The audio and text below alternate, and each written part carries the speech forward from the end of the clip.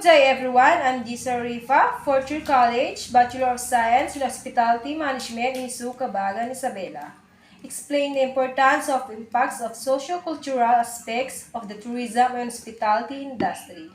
Tourism and hospitality industry has both positive and negative socio-cultural impacts on the host countries and their indigenous peoples. Sociocultural impacts refers to changes to residents' everyday experiences, as well as to their values, way of life, and intellectual and artistic products. These impacts mostly relate to the direct and indirect effects on the locals of their interaction with tourists and the tourism industry generally.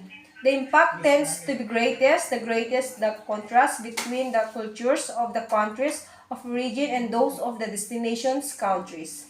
For a variety of reasons, host communities often are the weaker party in their interaction with their guests and service providers, leveraging any influence they might have.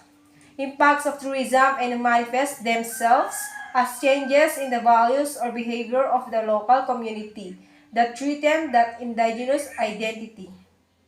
Changes that take place may affect and after community structure, family relationship, collective traditional lifestyles, ceremony, and morality.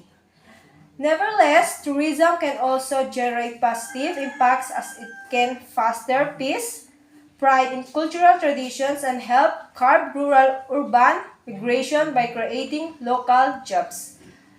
Explain how trends relating to socio-cultural aspects greatly affects the tourism and hospitality industry. Socio-cultural impacts are the human impacts of the tourism industry with an emphasis on changes in the quality of residents, daily life at a tourist destination, and cultural impacts related to transformation in traditional values, norms, and identities arising from tourism.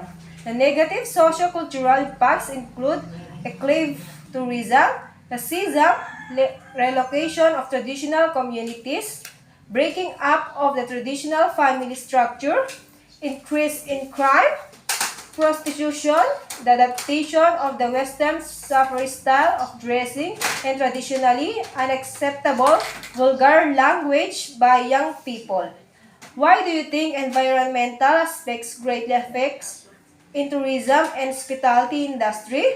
More than any other field of activity, tourism depends on environment.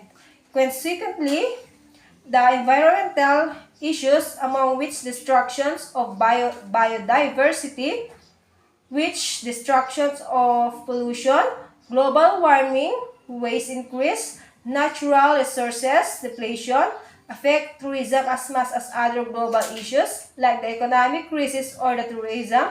Tourism can cause the same forms of pollution as any other industry, air emissions, noise, solid waste and littering, release of sewage, oil and chemicals, even architectural, visual and pollution, heating, car use, etc., consumed by an average persons per year to severe local air pollution.